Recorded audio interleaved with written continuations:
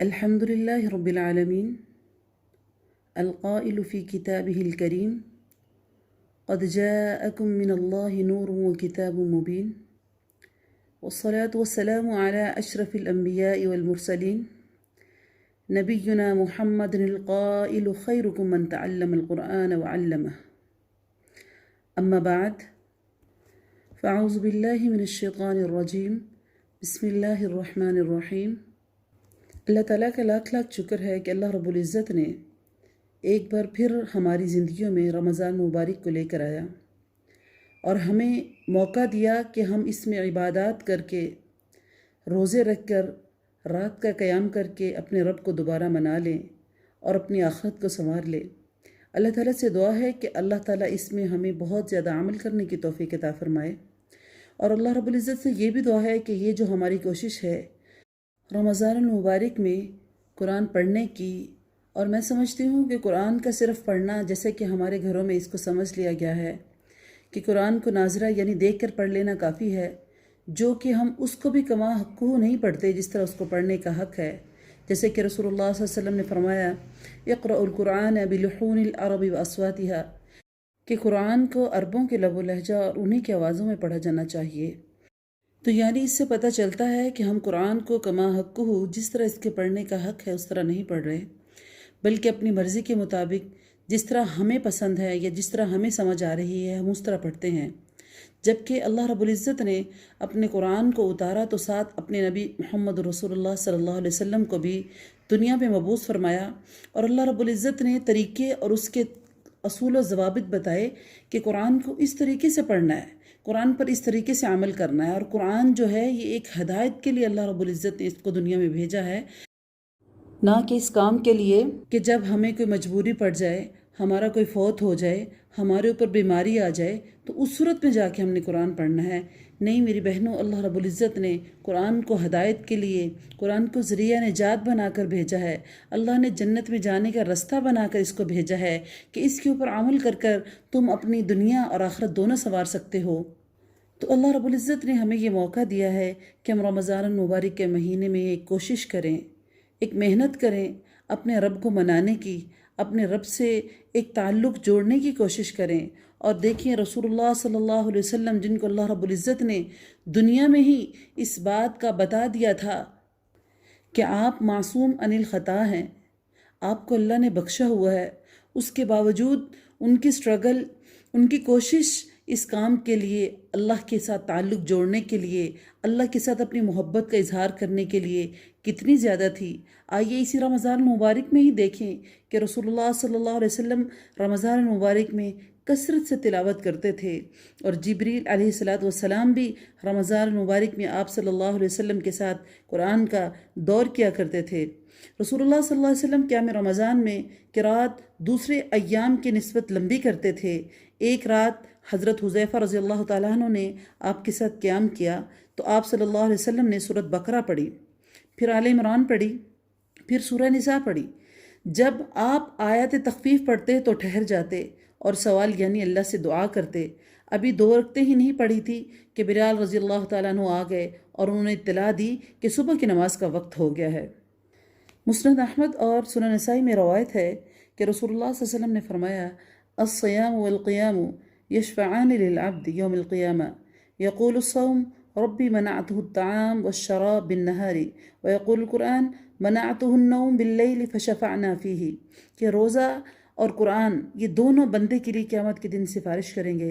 روزہ کہے گا اے رب میں نے اسے دن میں کھانے پینے سے روکا تھا، قرآن کہے گا میں نے اسے رات کے وقت سونے سے روکا تھا، اور اس کے حق میں ہماری سفارش کو قبول فرمائیے۔ تو اس سے ہمیں کیا پتہ چلتا ہے کہ رمضان اور قرآن دونوں ایک دوسرے سے لازم و ملزوم ہیں۔ صرف یہی نہیں کہ ہم خالی پیٹ سارا دن بھوکے بیٹھے رہیں، روزہ رکھیں، لوگوں کو بتائیں کہ میں تو روزے دار ہوں۔ نہیں میری بہنوں، اس لیے نہیں، بلکہ اللہ رب العزت نے رمضان اور قرآن کو لازم و ملزوم کر دیا ہے۔ اگر ہم اپنا رمضان صحیح طریقے سے گزارنا چاہتے ہیں تو اس کا پورا طریقہ ہمیں ڈیفینیٹلی قرآن سے ہی ملے گا۔ قرآن ہی وہ رستہ ہے جو ہمیں دکھا سکتا ہے بالکل سیدھا رستہ۔ آئیے قرآن پاک کے پہلے سپارے کو شروع کرتے ہیں، اللہ تعالیٰ سے دعا ہے کہ اللہ تعالیٰ اس کو ہمارے لیے ذریعہ نجات بنائے۔ آئیے سب سے پہلے سورۃ فاتحہ کی تلاوت سنتے ہیں۔ اعوذ باللہ من الشیطان الرجیم، بسم اللہ الرحمن الرحیم۔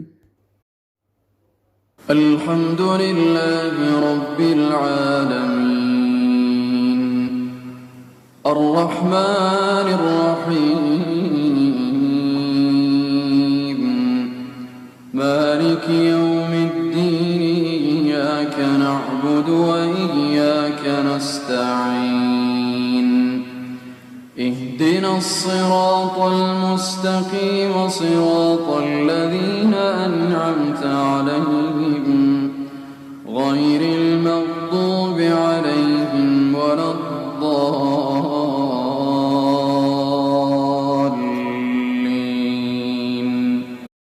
آمین۔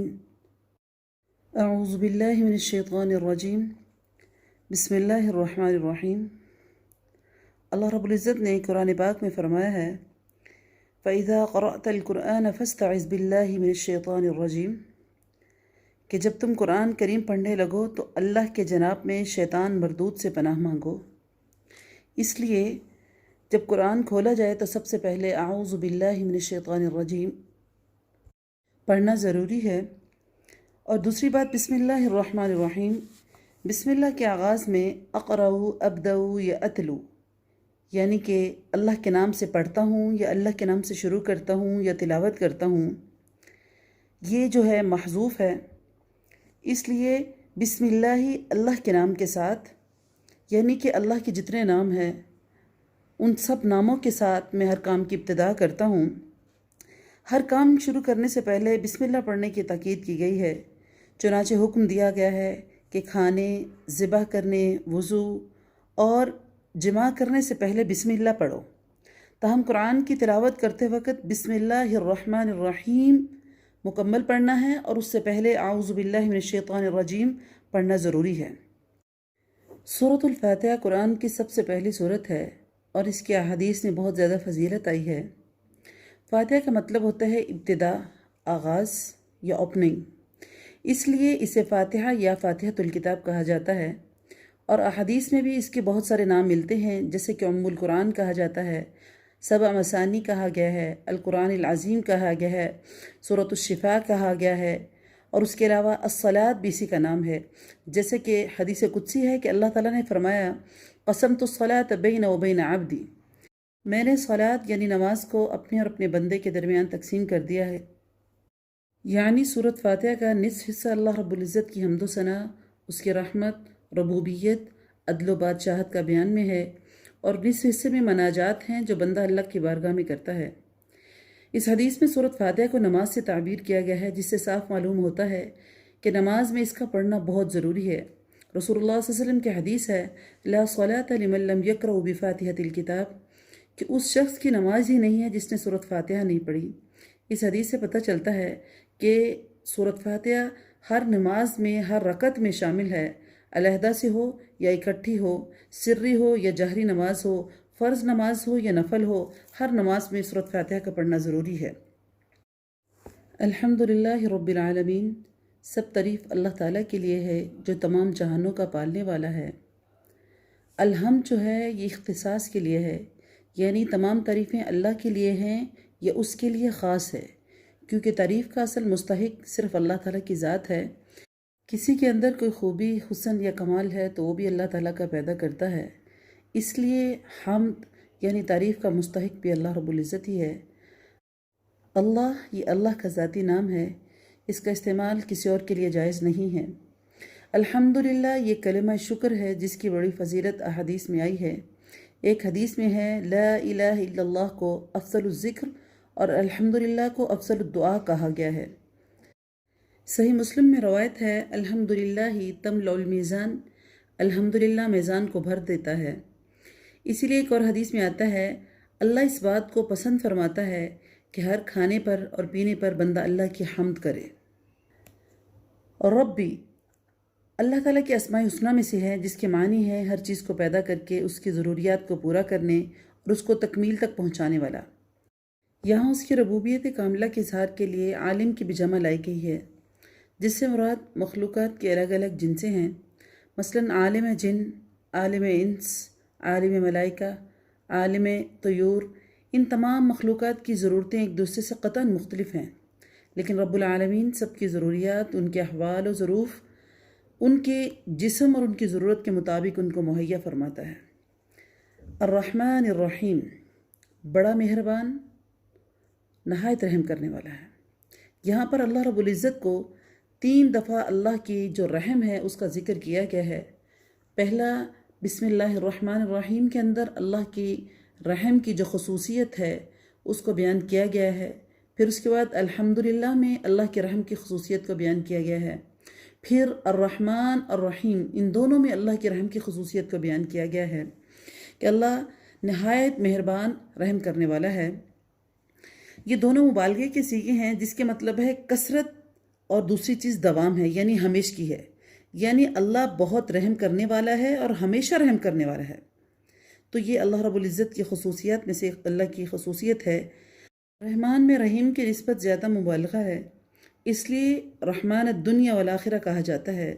دنیا میں اس کی رحمت عام ہے جو بغیر کسی فرق کے کافر اور مومن سب کو مل رہی ہے، اور آخرت میں وہ صرف رحیم ہوگا، یعنی اس کی رحمت صرف مومنین کے لیے خاص ہوگی. مالک یوم الدین، بدلے کے دن کا مالک ہے. دنیا میں بھی اگرچہ انسان کے مکافات عمل کا سلسلہ ایک حد تک جاری رہتا ہے، تاہم اس کا مکمل ظہور آخرت میں ہوگا. اللہ تعالیٰ ہر شخص کو اس کے اچھے اور برے اعمال کے مطابق سزا اور جزا دیں گے. اسی طرح دنیا میں عارضی طور پر اور بھی کئی لوگوں کے پاس تحت الاسباب اختیارات ہوتے ہیں، لیکن آخرت میں تمام اختیارات کا مالک صرف اور صرف اللہ تعالیٰ کی ذات ہے. اللہ تعالیٰ اس روز فرمائے گا لمن الملک اليوم، آج کس کی بادشاہی ہے؟ پھر وہی جواب دے گا للہ الواحد القہار، صرف ایک غالب اللہ کے لیے ساری بادشاہی ہے. یوم لا تملک نفس لنفس شیئا والامر یومئذ للہ، اس دن کوئی ہستی کسی کے لیے اختیار نہیں رکھے گی، سارا کا سارا معاملہ اللہ رب العزت کے ہاتھ میں ہوگا اور یہ جزا کا دن ہوگا. ایاک نعبد و ایاک نستعین، ہم صرف تیری ہی عبادت کرتے ہیں اور تجھ سے ہی مدد چاہتے ہیں. عبادت کے معنی ہیں کسی کی رضا کے لیے انتہائی عاجزی، خشوع کا اظہار. امام ابن کثیر کہتے ہیں کہ کمال کی محبت، خشوع، خضوع اور خوف کے مجموعے کا نام عبادت ہے. یعنی جس ذات کے ساتھ محبت ہو اس کے سامنے جھک جانا، اس کے خوف کا ڈر ہونا. اصل میں نعبدو کا و نستعینو کا، تیری عبادت کرتے ہیں اور تجھ سے مدد چاہتے ہیں. لیکن اللہ تعالیٰ نے یہاں مفعول کو فعل پر مقدم کر کے ایاک نعبد و ایاک نستعین فرمایا ہے، جس کا مطلب کیا تھا اور مقصد کیا تھا؟ اختصاص پیدا کرنا، یعنی ہم تیری ہی عبادت کرتے ہیں اور صرف تجھ ہی سے مدد چاہتے ہیں. نہ عبادت اللہ کے سوا کسی اور کے لیے جائز ہے، نہ کسی سے مدد مانگنا اللہ کے علاوہ کسی اور کے لیے جائز ہے. اس سے شرک کو بھی روک دیا گیا ہے. یہاں کچھ لوگ لوگوں کو مغالطے میں ڈال کر کچھ چیزوں کا اشکال پیدا کرتے ہیں اور کہتے ہیں کہ دیکھو ہم بیمار ہوتے ہیں تو ڈاکٹر سے مدد حاصل کرتے ہیں، بیوی سے مدد چاہتے ہیں، ڈرائیور اور دیگر انسانوں سے مدد کے طلبگار ہوتے ہیں. اسی طرح وہ یہ باور کراتے ہیں کہ اللہ کے سوا اوروں سے بھی مانگنا جائز ہے، حالانکہ جو اللہ کے علاوہ کسی چیز سے مانگنا، مدد چاہنا، یہ شرک ہے. یہ اللہ تعالیٰ کا بنایا ہوا نظام ہے جس میں سارے کام ظاہری اسباب کے مطابق ہی ہوتے ہیں. حتیٰ کہ انبیاء بھی اللہ کی مدد حاصل کرتے ہیں. حضرت عیسیٰ علیہ السلام نے فرمایا من انصاری الی اللہ، اللہ کے دین کے لیے کون میرا مددگار ہے؟ تو اللہ تعالیٰ نے اہل ایمان کو فرمایا وَتَعَاوَنُوا عَلَى الْبِرِّ وَالتَّقْوَى، نیکی اور تقوی کے کاموں میں ایک دوسرے کی مدد کرو. ظاہر بات ہے کہ یہ تعاون ممنوع ہے، نہ شرک، بلکہ اس تعاون کو پسند کیا گیا ہے، اس کی تعریف کی گئی ہے کہ ایک دوسرے کی نیکی کے اوپر ایک دوسرے کے اوپر تعاون کرو، تقوی کے اوپر ایک دوسرے کی تعاون کرو. توحید کی 3 قسمیں ہیں. اس موقع پر مناسب ہے کہ توحید کی 3 قسمیں بھی مختصر بیان کر دی جائیں: توحید ربوبیت، توحید الوہیت اور توحید صفات. توحید ربوبیت کا مطلب ہے کہ اس کائنات کا خالق و مالک، رازق، مدبر صرف اللہ تعالیٰ کی ذات ہے. اس توحید کو ملحد اور زندیق کے علاوہ تمام لوگ مانتے ہیں. حتیٰ کہ مشرکین بھی اس کے قائل رہے ہیں، جیسا کہ قرآن پاک میں اللہ رب العزت نے مشرکین مکہ کا اعتراف نقل کیا اور فرمایا محمد رسول اللہ صلی اللہ علیہ وسلم ان سے پوچھیں کہ تم کو آسمان اور زمین میں رزق کون دیتا ہے، یا تمہارے کانوں اور آنکھوں کا مالک کون ہے، بے جان کو جاندار کون کرتا ہے، دنیا کے کاموں کا انتظام کون کرتا ہے، تو فوری وہ کہہ دیں گے کہ اللہ۔ دوسرے مقام میں فرمایا کہ اگر آپ صلی اللہ علیہ وسلم ان سے پوچھیں کہ آسمان و زمین کا مالک کون ہے تو یقیناً یہی کہیں گے کہ اللہ۔ اور ایک اور مکان پر فرمایا کہ اگر آپ صلی اللہ علیہ وسلم ان سے پوچھیں کہ زمین اور زمین میں جو کچھ ہے یہ سب کس کا مال ہے، ساتوں آسمان عرش عظیم کا مالک کون ہے، ہر چیز کی بادشاہی کس کے ہاتھ میں ہے، اور وہ سب کو جو پناہ دیتا ہے وہ کون ہے، تو ان سب کے جواب میں یہی کہیں گے کہ اللہ، یعنی یہ سارے کام اللہ ہی کے ہیں۔ دوسری چیز ہے توحید الوہیت۔ توحید الوہیت کا مطلب ہے کہ عبادات کی تمام اقسام کا مستحق صرف اللہ تعالیٰ کی ذات ہے، اور عبادت ہر وہ کام ہے جو کسی مخصوص ہستی کی رضا کے لیے یا اس کی ناراضی کے خوف سے کیا جائے۔ اس لیے نماز، روزہ، حج، زکوٰۃ صرف یہی عبادت نہیں بلکہ کسی مخصوص ہستی سے دعا و التجا کرنا، اس سے نظر و نیاز دینا، اس کے سامنے کھڑے ہونا، اس کا طواف کرنا، اس سے طمع رکھنا، اس کا خوف رکھنا، یہ ساری چیزیں عبادات ہیں۔ توحید الوہیت یہ ہے کہ یہ تمام کام صرف اللہ تعالیٰ ہی کے لیے ہیں۔ قبر پرستی کے مرض میں مبتلا عوام اس توحید الوہیت میں شرک کا ارتکاب کرتے ہیں، اور مذکورہ عبادات کی بہت سی قسمیں وہ قبروں میں مدفون افراد اور فوت شدہ بزرگوں کے لیے بھی کرتے ہیں، جو کہ سراسر شرک ہے۔ تیسری چیز ہے توحید صفات۔ توحید صفات کا مطلب ہے اللہ تعالیٰ کی جو صفات قرآن و حدیث میں بیان ہوئی ہیں ان کو بغیر کسی تعویل اور تحریف کے تسلیم کرنا، اور وہ صفات اس انداز میں کسی اور کے اندر نہ ماننا۔ مثلا جس طرح اس کی صفت علم الغیب ہے، یہ دور اور نزدیک سے ہر ایک کی فریاد سننے پر قادر ہے، کائنات میں ہر طرح کا تصرف اس کے اختیار میں ہے، یا اس قسم کی اور صفات الہیہ ان میں کوئی صفت بھی اللہ کے سوا کسی نبی، ولی یا کسی شخص کے اندر تسلیم نہ کی جائیں۔ اگر تسلیم کی جائیں گی تو یہ شرک ہوگا۔ افسوس ہے کہ قبر پرستوں میں شرک کی یہ قسم بھی عام ہے، انہوں نے اللہ کی مذکورہ صفات میں بہت سے بندوں کو شریک کر رکھا ہے۔ اللہ تعالی ہم سب کو ہدایت کی توفیق دے، اللہ تعالی ہم کو اتنے بڑے شرک سے بچائے۔ اہدنا الصراط المستقیم، ہمیں سیدھی اور سچی راہ دکھا۔ ہدایت کے کئی معنی ہیں: راستے کی طرف رہنمائی کرنا، راستے پر چلا دینا، منزل مقصود تک پہنچا دینا۔ عربی زبان میں توفیق، الہام پر یہ دلالت کرتا ہے، یعنی ہمارے صراط مستقیم کی طرف دلالت کرنا، رہنمائی کرنا یا اس کی توفیق دینا، اور اس پر استقامت اللہ نصیب فرما دے تاکہ ہمیں میری رضا حاصل ہو جائے۔ یہ صراط مستقیم محض عقل اور ذہانت سے حاصل نہیں ہو سکتی۔ یہ صراط مستقیم وہی اسلام ہے جسے نبی اکرم صلی اللہ علیہ وسلم نے دنیا کے سامنے پیش فرمایا، جو اب قرآن اور احادیث صحیحہ میں موجود ہیں۔ صراط الذین انعمت علیہم غیر المغضوب علیہم ولا الضالین آمین۔ ان لوگوں کی راہ جن پر تو نے انعام کیا، ان کی نہیں جن پر غضب کیا گیا، اور نہ ہی گمراہوں کی راہ۔ یہ صراط مستقیم سیدھا رستہ ہے جس پر وہ لوگ چلیں، یعنی کہ تیرا انعام ہوا۔ انعام کون سے لوگ ہیں؟ انبیاء ہیں، شہداء ہیں، صدیقین ہیں، صالحین ہیں۔ اللہ رب العزت قرآن پاک میں فرماتے ہیں وَمَن يُطِعِ اللَّهَ وَالرَّسُولَ فَأُولَئِكَ مَعَ الَّذِينَ أَنْعَمَ اللَّهُ عَلَيْهِم مِّنَ النَّبِيِّينَ وَالصِّدِّيقِينَ وَالشُّهَدَاءِ وَالصَّالِحِينَ وَحَسُنَ أُولَئِكَ رَفِيقًا، کہ وہ لوگ جو اللہ اور اس کے رسول کی اطاعت کرتے ہیں وہ قیامت کے دن ان لوگوں کے ساتھ ہوں گے جن پر اللہ نے انعام کیا۔ اور وہ کون لوگ ہیں؟ انبیاء ہیں، صدیقین ہیں، شہداء ہیں اور نیک لوگ ہیں، اور ان لوگوں کی رفاقت جو ہے وہ بہت ہی اچھی ہے۔ اس آیت میں یہ بھی وضاحت کر دی گئی ہے کہ انعام یافتہ لوگوں کا یہ راستہ اطاعت الہی اور اطاعت رسول کا ہی راستہ ہے، اس کے علاوہ کوئی اور راستہ نہیں ہے۔ بعض روایت سے ثابت ہوتا ہے کہ مغضوب علیہم جن پر اللہ کا غضب ہوا سے مراد یہود اور ضالین سے مراد نصارہ ہیں۔ مفسرین کے اس کے بارے میں بالکل کوئی اختلاف نہیں ہے، یعنی مغضوب علیہم سے مراد یہود ہیں اور ضالین سے مراد نصارہ ہیں۔